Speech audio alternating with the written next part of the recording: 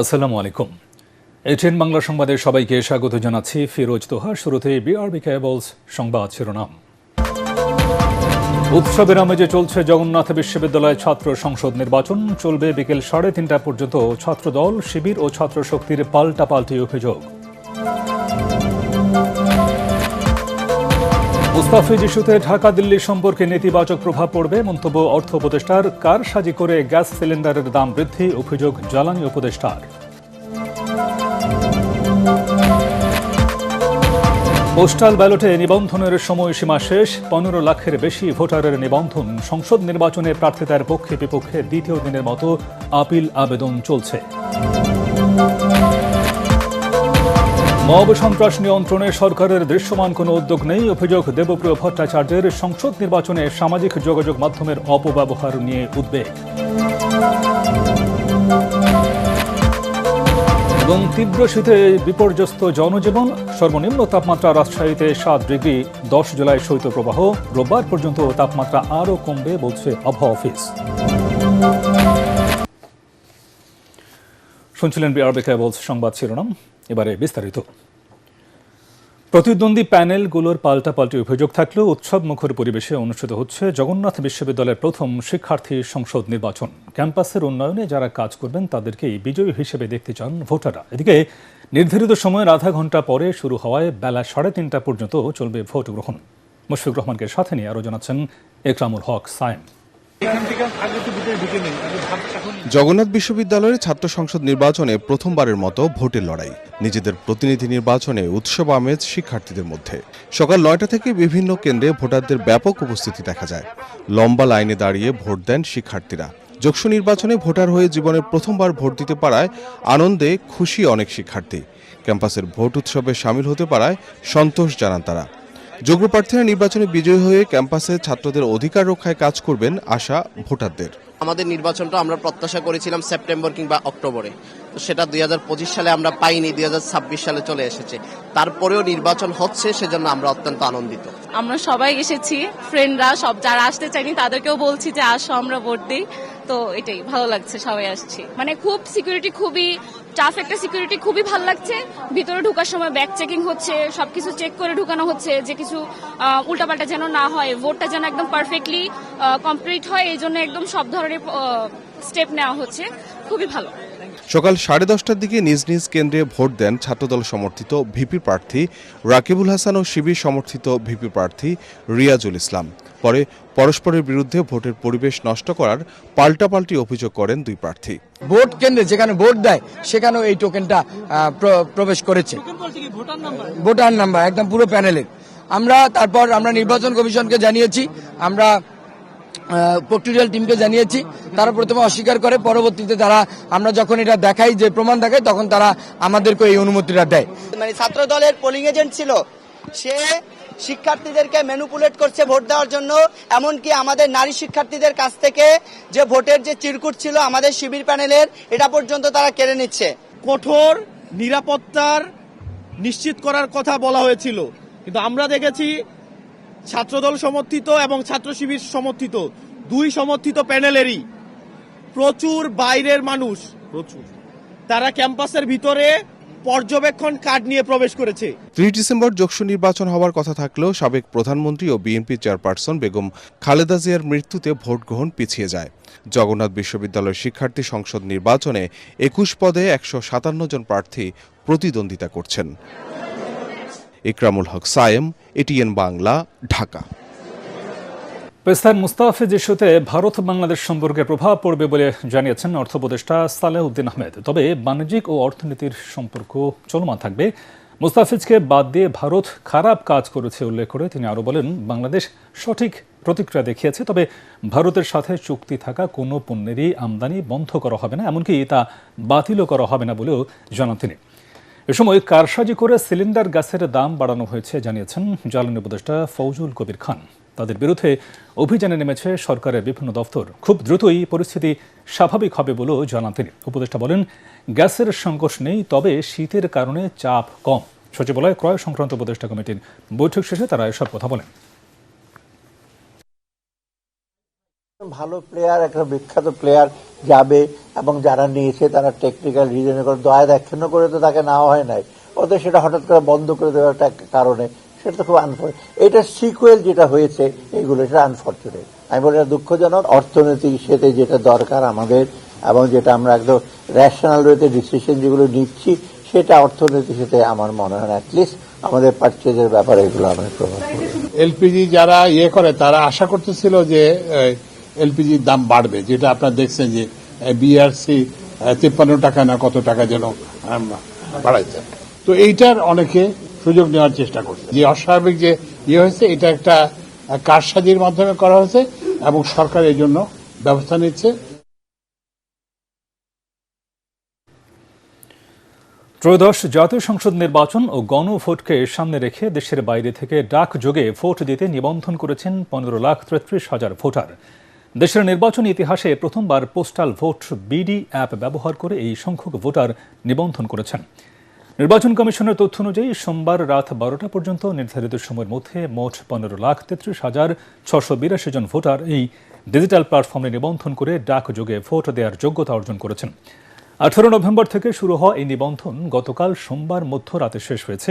বিশ্বের 148টি দেশে অবস্থানরত প্রবাসী বাংলাদেশিরা এই অ্যাপের মাধ্যমে নিবন্ধনের সুযোগ পান।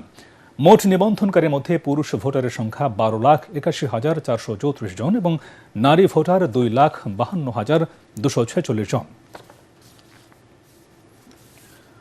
ত্রয়োদশ জাতীয় সংসদ নির্বাচনে প্রার্থিতার পক্ষে বিপক্ষে দ্বিতীয় দিনের মতো আপিলের আবেদন চলছে। নির্বাচন কমিশন ভবন চত্বরে এই আপিল গ্রহণ করা হচ্ছে।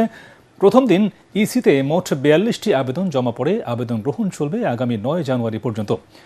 মনোনয়নপত্র গ্রহণ বা বাতিলের সিদ্ধান্তের বিরুদ্ধে দাখিল করা আপিল 10 থেকে 18 জানুয়ারি পর্যন্ত নিষ্পত্তি করবে কমিশন। প্রার্থিতা প্রত্যাহারের শেষ সময় নির্ধারণ করা হয়েছে 20 জানুয়ারি। মনোনয়নপত্র যাচাই বাছাই শেষে সংশ্লিষ্ট রিটার্নিং কর্মকর্তারা মোট 723 জন প্রার্থীর মনোনয়ন বাতিল করেছেন। এতে বৈধ প্রার্থীর সংখ্যা দাঁড়িয়েছে 1,842 জন। এদিকে ছোটখাটো ভুলের জন্য যাদের মনোনয়ন বাতিল হয়েছে আপিলে ফিরে পাওয়ার আশা জানান বিভিন্ন দলের প্রার্থীরা।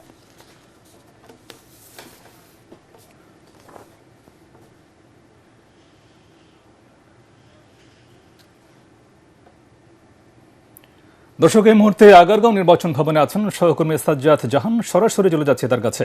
সাজ্জাদ, মনোনয়ন বাতিল হওয়া প্রার্থীরা কি বলছেন?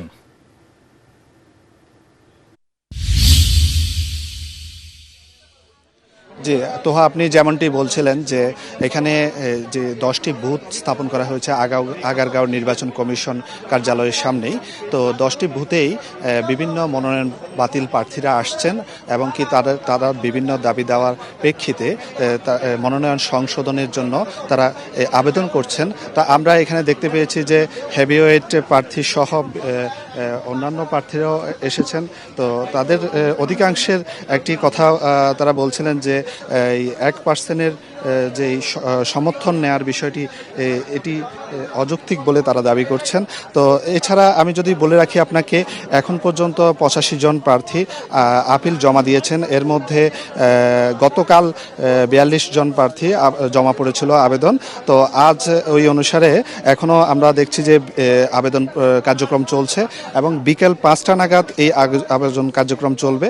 তো দাখিল করা এই যে প্রক্রিয়াটি চলছে সেটি আগামী 9 তারিখ পর্যন্ত চলবে এবং কি এরপর যাচাই বাছাই করে 18 জানুয়ারির মধ্যে কমিশন নিষ্পত্তি করবে যে কাদের বৈধতা দেওয়া হবে। তো প্রার্থী প্রত্যাহারের শেষ সময় কিন্তু নির্ধারণ করা হয়েছে 20 জানুয়ারি। তো মনোনয়ন যাচাই বাছাই যে রিটার্নিং কর্মকর্তারা এখানে সংশ্লিষ্টতা ছিলেন তাদের ওই অনুসারে এই পর্যন্ত প্রায় 723 জন প্রার্থীর মনোনয়ন বাতিল করা হয়েছে। এতে এই নির্বাচনে বৈধ প্রার্থীর সংখ্যা দাঁড়িয়েছে প্রায় 1,842 জন। তো এখানে যেটি মোটামুটি আমরা পেয়েছি যে ঋণ খেলাপি বা কর ফাঁকি, ভোটার সাক্ষ্যের গরমিল, তথ্যের গরমিল, এই সংক্রান্ত বিষয়গুলো নিয়ে মূলত। সাজ্জাদ, আপনাকে ধন্যবাদ। ঢাকা 17 সংসদীয় আসনের দলের নেতাকর্মীদের সাথে মতবিনিময় করেছেন বিএনপির ভারপ্রাপ্ত চেয়ারম্যান তারেক রহমান। চেয়ারপারসনের গুলশান কার্যালয়ে মতবিনিময় সভায় ঢাকা 17 আসনে বিএনপি ও অঙ্গ সংগঠনের নেতারা অংশ নেন। মতবিনিময়ে ঢাকা 17 আসনের প্রার্থী হিসেবে তারেক রহমানের পক্ষে নির্বাচনী প্রচারণার কৌশল সহ নানা দিক নিয়ে আলোচনা হয়। বিএনপির ভারপ্রাপ্ত চেয়ারম্যান উপস্থিত নেতাদের নানা দিক নির্দেশনা দেন। উপস্থিত নেতারা আশা প্রকাশ করেন, ঢাকা 17 আসনের ভোটাররা তারেক রহমানকে বিপুল ভোটে নির্বাচিত করবেন। এই আসনের নির্বাচন পরিচালনা কমিটির প্রধান আব্দুস সালাম ও সমন্বয়কারী ডাক্তার ফরহাদ হালিম টোনার সময় উপস্থিত ছিলেন।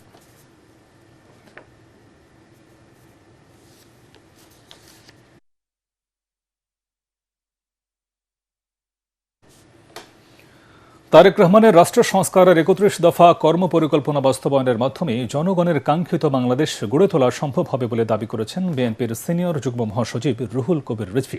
সে লক্ষ্যে আগামী জাতীয় নির্বাচনে দেশবাসীকে ধানের শীষে ভোট দেওয়ার আহ্বান জানিয়েছেন তিনি। নয়াপল্টনে জাতীয়তাবাদী মোটর যান চালক দলের সাংগঠনিক কর্মপরিকল্পনার উদ্বোধন অনুষ্ঠানে তিনি একথা বলেন।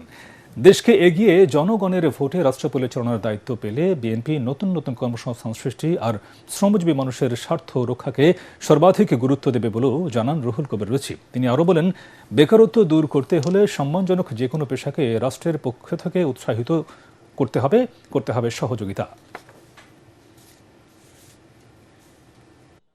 ট্যাক্সি চালক তার সমাজে যেমন মূল্য রয়েছে, একজন এমপির সমাজের একই মূল্য রয়েছে।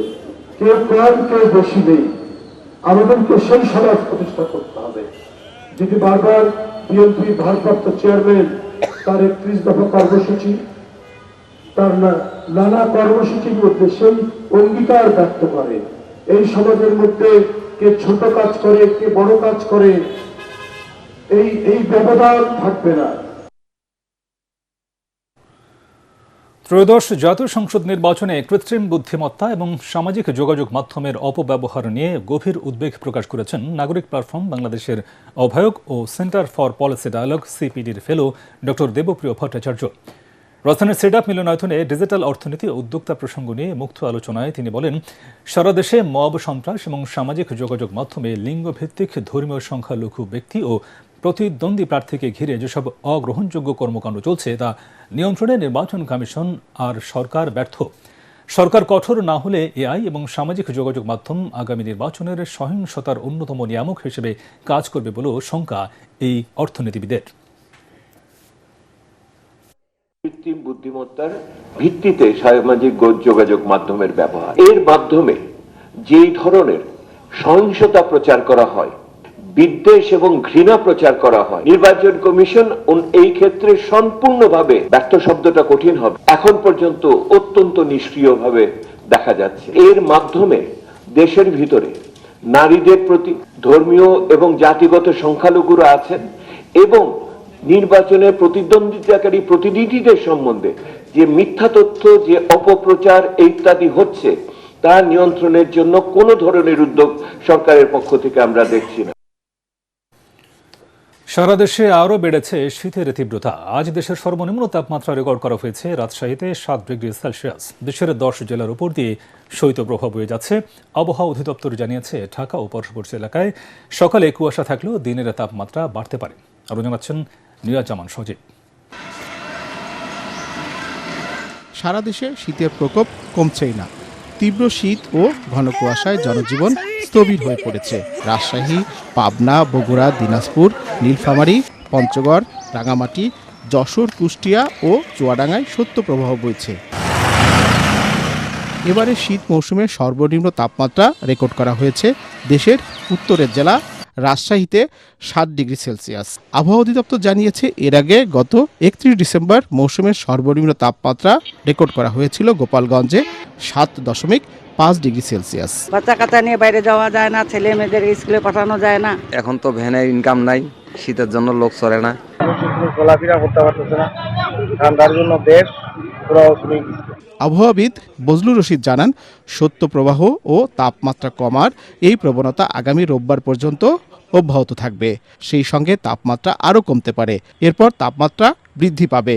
আবহাওয়া অধিদপ্তর জানিয়েছে, ঢাকা ও পার্শ্ববর্তী এলাকায় আজ আকাশ আংশিক মেঘলা থাকতে পারে। সমস্যা হচ্ছে কুয়াশা থাকার কারণে রাতের তাপমাত্রা যাই থাকুক, কিন্তু রাতের যে ঠান্ডা এটা সারাদিন এটা কন্টিনিউ করে, এই কারণে মানুষের ভিতরে অস্বস্তি বোধটা এটা সারাদিন কন্টিনিউ করে। চুয়াডাঙ্গায় আজ তাপমাত্রা 7.5 ডিগ্রি সেলসিয়াস রেকর্ড করা হয়েছে, যা এ মৌসুমে জেলার সর্বনিম্ন তাপমাত্রা। কুড়িগ্রাম সহ দেশের বিভিন্ন জেলায় রাতভর বৃষ্টির মতো কুয়াশা পড়েছে। সকালেও কুয়াশায় ঢাকা ছিল চারপাশ। এদিকে তীব্র শীতে সবচেয়ে বেশি বিপাকে পড়েছেন দিনমজুর ও খেটে খাওয়া মানুষ। শীতজনিত রোগে আক্রান্ত হয়ে হাসপাতালে শিশু ও বয়স্ক রোগীর সংখ্যা প্রতিদিনই বাড়ছে। নিয়াজ জামান সজীব, এটিএন বাংলা। কুমিল্লা 6 আসনে বিএনপির বিদ্রোহী প্রার্থী আমিনুর রশিদ স্বতন্ত্র হিসেবে নির্বাচনে অংশ নেয়। চ্যালেঞ্জের মুখে পড়েছেন ধানের শীষ মনোনীত প্রার্থী মনিরুল হক চৌধুরী। দলের এই দুই বর্ষীয়ান নেতার মধ্যে ভোট ভাগাভাগি হওয়ার সম্ভাবনা রয়েছে বলে জানিয়েছেন ভোটাররা। ভোট ভাগাভাগির সুযোগ নিয়ে নয়, যোগ্যতা দিয়ে মানুষের মন জয় করে নির্বাচিত হতে চান জামায়াত মনোনীত প্রার্থী কাজী দীন মোহাম্মদ। কুমিল্লা থেকে রিপোর্ট করছেন Monir Hossain Topu. City corporation cantonment Sadar Dakshin নিয়ে গঠিত কুমিল্লা 6 আসন। আসনটিতে মোট ভোটার 6,44,776 জন। জেলার 11টি আসনের মধ্যে সর্বোচ্চ ভোট এই আসনে। জেলার প্রাণকেন্দ্র হলেও এই আসনটিতে রয়েছে নানা সমস্যা। কুমিল্লা দীর্ঘদিন কুমিল্লা রয়ে গেছে, কুমিল্লা কোনো উন্নয়নের ছোঁয়া লাগেনি। আমরা চাই নতুনরা আসুক নির্বাচনে এবং ইয়ং জেনারেশন আসুক। এমন নেতা চাই যাতে আমাদের যানজট মুক্ত শহর হোক, ড্রেনগুলো ঠিক হোক কুমিল্লা শহরের। যোগ্য লোকের হাতেই কুমিল্লার যেই ইয়েটা যায়, ক্ষমতাটা যায়, এবং কুমিল্লা অবশ্যই আমরা চাই বিভাগটা যেন সম্পূর্ণ হয়। এবারের নির্বাচনে বিভিন্ন দলের এবং স্বতন্ত্র প্রার্থী মোট 9 জন। বিএনপি চেয়ারপারসনের উপদেষ্টা এবং জেলা বিএনপির সাবেক সভাপতি মনোনয়ন বঞ্চিত আমিনুর রশিদ স্বতন্ত্র হিসেবে লড়ছেন। জনগণ জানে আমি অর্থলিপ্সু মানুষ না, অর্থ উপার্জনের জন্য রাজনীতি করি না, টেন্ডারবাজি আমার পেশা না। এবং যারা আমাকে ভোট দেওয়ার জন্য রেডি হচ্ছে তাদের একটাই কথা, আমরা আগামী দিনে জমি দখলকে না বলতে চাই, চাঁদাবাজকে না বলতে চাই, টেন্ডারবাজকে না বলতে চাই। আলহাজ মনিরুল হক চৌধুরী সাহেব, উনি একজন বর্ষীয়ান নেতা, উনি অনেক অভিজ্ঞতা আছে, অভিজ্ঞ পার্লামেন্টারিয়ান, দীর্ঘদিন সংসদে ছিলেন। তো আমরা আশা করি যে ওনার মাধ্যমে এখানে কুমিল্লা, অবহেলিত কুমিল্লা একটা উন্নয়নের রোল মডেল হবে, সেটা আমি আশা করতে পারি আগামী নির্বাচনে। এসব সমীকরণে গুরুত্ব দিচ্ছেন না জামাত মনোনীত প্রার্থী কাজী দীন মোহাম্মদ। এক ভাগের সাথে 2 ভাগ হলে একটু তো বেশ কম হইতেই পারে। হ্যাঁ, তো এটা আমরা ওইটার প্রতি বেশি আমাদের এত আশা না। আমরা জনগণের ভোটারদের প্রত্যাশায় আমাদের প্রত্যাশা, এবং এটি আমাদের আশা করতেছি সাধারণ বিজয় নিশ্চিত হবে ইনশাল্লাহ। জেলার সার্বিক উন্নয়নের জন্য কুমিল্লা বিভাগের উপর গুরুত্ব দেওয়ার আহ্বান জানিয়েছেন ভোটাররা। মনির হোসেন তপু, এটিএন বাংলা, কুমিল্লা। সালাম স্টিল ভোটের গাড়ি নিয়ে কুমিল্লা 4 আসনের জাফরগঞ্জ বাজারে আছেন সহকর্মী মনির হোসেন তপু। তিনি জানাচ্ছেন সেখানকার ভোটের খবর। সালাম স্টিল ভোটের গাড়ি নিয়ে আমরা এখন আছি দেবিদ্বার উপজেলায়। এই উপজেলাটি নিয়ে গঠিত হয়েছে কুমিল্লা 4 আসন। এখন বর্তমানে আমরা এখানে এনসিপির জুলাই যোদ্ধা, অন্যতম জুলাই যোদ্ধা এবং এনসিপির দক্ষিণ অঞ্চলের মুখ্য সংগঠক হাসনাত আবদুল্লাহ এখানে গণসংযোগ চালাচ্ছেন। এখানে আমরা তার এই গণসংযোগে এখানে রয়েছি। 6 জন প্রার্থী বৈধ হিসাবে লড়ছেন। তবে এই এনসিপিকে যেহেতু জামাত সমর্থন দিয়েছে, সেই ক্ষেত্রে জামাতের যারা এখানে নেতাকর্মী যারা রয়েছেন সবাই এই হাসনাত আবদুল্লাহর এই গণসংযোগে অনেকের আমরা দেখছি সহযোগিতা করছেন এই নির্বাচনী গণসংযোগ এবং কার্যক্রমে। এছাড়া এখানে বলা চলে যে মঞ্জুরুল আহসান মুন্সি, যিনি ধানের শীষ মনোনীত প্রার্থী, তিনিও এখানে দাপটের সাথে তার নির্বাচনী কার্যক্রম চালাচ্ছেন, যেহেতু তিনি সাবেক সংসদ সদস্য রয়েছেন। মূলত এখানে এই এনসিপির শাপলাকলি প্রতীক নিয়ে নির্বাচনে অংশ নেয় হাসনাত আবদুল্লাহর সাথে এখানে বিএনপির যে মনোনীত প্রার্থী রয়েছেন মঞ্জুরুল আহসান মুন্সির মধ্যেই এখানে মূলত হাড্ডাহাড্ডি একটি নির্বাচন হওয়ার সম্ভাবনা রয়েছে। সালাম স্টিল ভোটের গাড়ি নিয়ে কুমিল্লা 4 আসন থেকে এই ছিল আমার কাছে সবশেষ খবর। রাজধানীর পল্লবী এলাকার একটি নির্মাণাধীন ভবনে অভিযান চালিয়ে 4 মাদক ব্যবসায়ীকে অবৈধ অস্ত্রসহ গ্রেফতার করেছে র্যাব 4-এর সদস্যরা। গ্রেফতারকৃতদের কাছ থেকে 1 রাউন্ড গুলিসহ একটি বিদেশি পিস্তল, 4টি দেশীয় অস্ত্র এবং বেশ কিছু ইয়াবা ট্যাবলেট ও ফেন্সিডিল উদ্ধার করা হয়। র্যাব 4-এর কোম্পানি কমান্ডার অতিরিক্ত পুলিশ সুপার শাহাবুদ্দিন কবির জানান, গ্রেফতারকৃত অস্ত্রধারীরা ডাকাতির উদ্দেশ্যে একত্রিত হয়ে এই ভবনে অবস্থান করছিল। গোপন সংবাদের ভিত্তিতে তাদের গ্রেফতার করা হয়।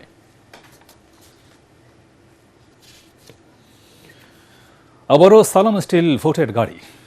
আগামী জাতীয় সংসদ নির্বাচনকে ঘিরে পার্বত্য জেলা খাগড়াছড়িতেও বাড়ছে ভোটের উত্তাপ। 9 উপজেলা নিয়ে গঠিত জেলার একটি মাত্র আসনে এগিয়ে রয়েছেন বিএনপির হেভিওয়েট প্রার্থী ওয়াদুদ ভূঁইয়া। তবে নাগরিক সমাজের মনোনীত প্রার্থীর সঙ্গে তার মূল প্রতিদ্বন্দ্বিতার আগাম আভাস মিলেছে। নানা সমীকরণে এই আসনের নির্বাচন আরও জমে উঠতে পারে। সালাম স্টিল ভোটের গাড়ি নিয়ে খাগড়াছড়ি আসন নিয়ে প্রতিনিধি আবু দাউদের রিপোর্ট জানাচ্ছেন মুশফিকুর রহমান। জনসংহতি সমিতির সঙ্গে সরকারের শান্তি চুক্তি, ভূমি জটিলতা এবং বিভিন্ন ইস্যুতে পাহাড়ি বাঙালি সাম্প্রদায়িক সহিংসতার ঘটনায় 298 খাগড়াছড়ি সংসদীয় আসনটি এমনিতেই আলোচনার কেন্দ্রে। স্বাধীনতার পর থেকে 6 বার আওয়ামী লীগের দখলে থাকা এই আসনে এবারের নির্বাচনে 5 লাখের অধিক ভোটারের মধ্যে পাহাড়ি ও বাঙালি জনগোষ্ঠীর সংখ্যা প্রায় সমান। তফসিল ঘোষণার আগে থেকেই খাগড়াছড়িতে বিএনপি ও জামায়াতে ইসলামের প্রচার প্রচারণা ও গণসংযোগ চোখে পড়ার মতো। 17 বছর পর ভোটের মাঠে সক্রিয় 96 ও 2001 সালের সংসদ সদস্য বিএনপির হেভিওয়েট প্রার্থী ওয়াদুদ ভূঁইয়া এবারও প্রচারণায় এগিয়ে রয়েছেন তিনি। 2008 সালের নির্বাচনে বিএনপির পরাজিত প্রার্থী সমীরণ দেওয়ান স্বতন্ত্র প্রার্থী হওয়ায় দলের মধ্যে কিছুটা উদ্বেগ থাকলেও যাচাই বাছাইয়ে তার মনোনয়ন বাতিল হওয়ায় বিএনপি অনেকটাই স্বস্তিতে। তারা যদি মনে করে যে আমি ওদের কাছে পরীক্ষা পাশ করেছি, তাহলে অবশ্যই তারা আমাকে ভোট দেবে। সাম্প্রদায়িক সম্প্রীতি উন্নয়নের স্বার্থে আমি কাজ করে যাওয়ার উদ্দেশ্যেই আজকে পদপ্রার্থী হয়েছি স্বতন্ত্র। অন্যদিকে বিএনপির ভোট ব্যাংকে আঘাত হানতে পারে জামায়াতে ইসলামের প্রার্থী অ্যাডভোকেট ইয়াকুব আলী। পাশাপাশি দলমত নির্বিশেষে পাহাড়ি জনগোষ্ঠীর পক্ষ থেকে সম্ভাব্য এক প্রার্থী মাঠে নামলে নির্বাচনী সমীকরণ হতে পারে আরও জটিল। তবে সাধারণ পাহাড়ি ও বাঙালি ভোটারদের প্রত্যাশা, সৎ ও যোগ্য প্রতিনিধি সংসদে যাক এবং পাহাড়ে সাম্প্রদায়িক সম্প্রীতি বজায় থাকুক। সর্বস্তরের মানুষ এখন দাঁড়িপাল্লাকে এবং জামাতকে সমর্থন করছে। যে যোগ্য আমাদের পাশে থাকবো, আমাদের বিপদে আপদে বিপদে সুখে দুঃখে তাদেরকে আমি ভোট দিয়ে জয়যুক্ত করব। সবাই চাই একজন সুদক্ষ এবং ভালো একজন প্রার্থী নির্বাচিত হোক। পাহাড়ি বাঙালি নির্বিশেষে সবার বিপদে আপদে এগিয়ে আসবে। যারা ভালো মানুষ তারারই দিব বউ। নারীর নিরাপত্তা রক্ষা করতে পারবে এবং কর্মসংস্থান সৃষ্টি করতে পারবে। খাগড়াছড়ি আসনে 15 জন প্রার্থী মনোনয়ন জমা দিলেও যাচাই বাছাই শেষে টিকেছেন 7 জন, স্থগিত হয়েছে 1 জনের। এদিকে প্রার্থিতা ফিরে পেতে আপিল করার কথা জানিয়েছেন মনোনয়ন বঞ্চিতরা। মুশফিকুর রহমান, এটিএন বাংলা।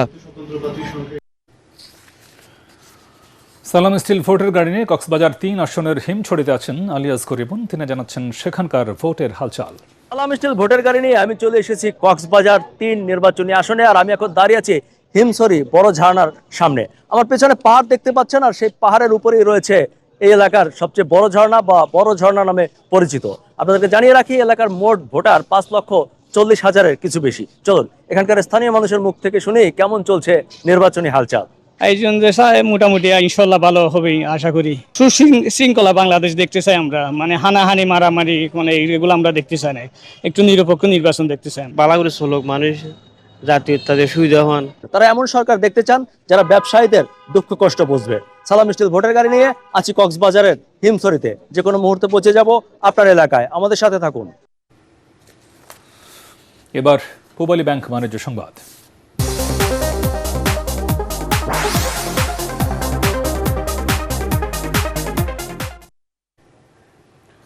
দেশের মোবাইল ফোন শিল্পে স্বচ্ছতা জোরদার, ভোক্তা সুরক্ষা নিশ্চিতকরণ এবং একটি নিরাপদ ডিজিটাল পরিবেশ গড়ে তোলার দাবি জানিয়েছে Bangladesh mobile phone industry owners association MIOB। রাজধানীর একটি হোটেলে আয়োজিত সংবাদ সম্মেলনে এই দাবি করেন তারা। National equipment identity registrar NEIRA এর হাত ধরে নিরাপদ বাংলাদেশ গড়ে তুলতে কাজ করছে সংগঠনটি। এ সময় সংগঠনের সভাপতি জাকারিয়া শহীদ বলেন, ন্যাশনাল ইকুইপমেন্ট আইডেন্টিটি রেজিস্ট্রার বাস্তবায়নের মাধ্যমে অবৈধ ও নকল মোবাইল ফোন নিয়ন্ত্রণ সহজ হবে, বাজারে বৈধ ব্যবসা ও ন্যায্য প্রতিযোগিতার পরিবেশ তৈরি হবে বলেও জানান তিনি। একই সঙ্গে NEIR বাস্তবায়নকে কেন্দ্র করে BTRC কার্যালয়ে ভাঙচুর সহ যে কোনো সহিংস ও আইন বহির্ভূত কর্মকাণ্ডের তীব্র নিন্দাও জানান MIOB সভাপতি। সন্ধানী লাইফ ইন্স্যুরেন্স আন্তর্জাতিক সংবাদ।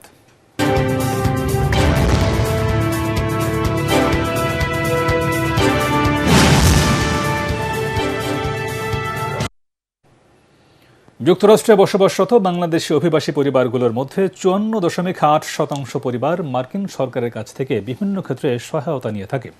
এমন তথ্য প্রকাশ করেছেন মার্কিন প্রেসিডেন্ট ডোনাল্ড ট্রাম্প। নিজের সামাজিক যোগাযোগ মাধ্যম ট্রুথ সোশ্যালে দেওয়া পোস্টে এ নিয়ে একটি তালিকা প্রকাশ করেন তিনি। এই তালিকায় 19তম অবস্থানে রয়েছে বাংলাদেশের নাম। প্রকাশিত তালিকায় 25% নিচে সরকারি সহায়তা গ্রহণকারী কোনো দেশের নাম নেই। 120টি দেশের একটি তালিকা প্রকাশ করেন ট্রাম্প। তালিকাটিতে দেখানো হয়েছে কোন কোন দেশের অভিবাসী পরিবারগুলো যুক্তরাষ্ট্র সরকারের কাছ থেকে বিভিন্ন ক্ষেত্রে কত শতাংশ সহায়তা নেয়। তালিকায় বাংলাদেশ ছাড়াও পাকিস্তান, চীন, মিয়ানমার ও ভুটানের নাম রয়েছে, তবে এতে ভারতের নাম নেই।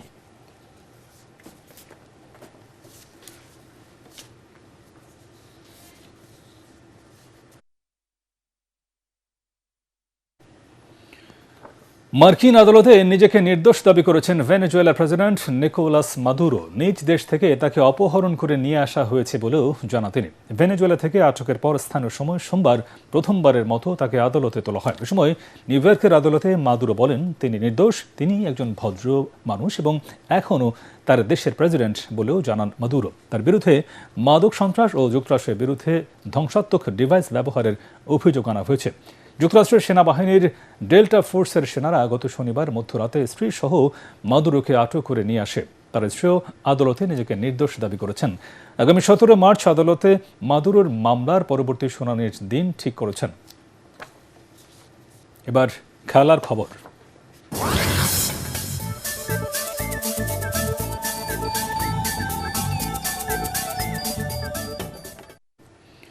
টি-20 বিশ্বকাপ খেলতে না যাওয়া নিয়ে নিজেদের সিদ্ধান্তে এখনও অটল বাংলাদেশ ক্রিকেট বোর্ড বিসিবি। নিরাপত্তা না থাকায় ভেন্যু পাল্টে অন্য কোথাও খেলা দেওয়ার অনুরোধ করে আইসিসির কাছে।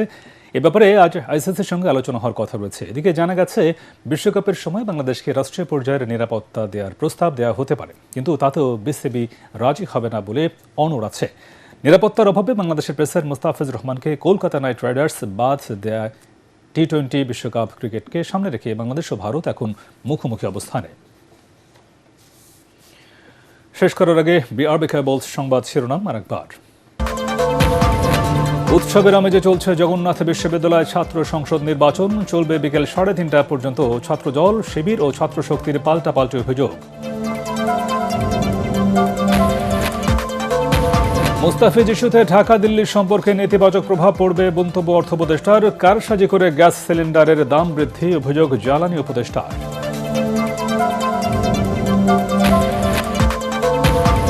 পোস্টাল ব্যালটে নিবন্ধনের সময়সীমা শেষ। 15 লাখের বেশি ভোটারের নিবন্ধন। সংসদ নির্বাচনে প্রার্থিতার পক্ষে বিপক্ষে দ্বিতীয় দিনের মতো আপিল আবেদন চলছে।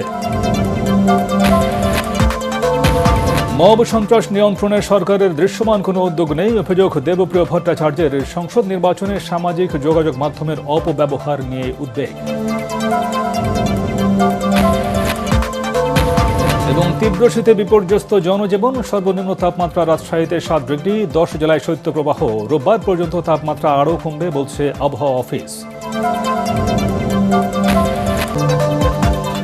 পরবর্তী সংবাদ দেখার আমন্ত্রণ জানিয়ে এখনকার মতো শেষ করছি। আর এটিএন বাংলা সংবাদ ইউটিউবে দেখে ব্রাউজ করুন youtube/ATN বাংলা নিউজ। ধন্যবাদ সবাই।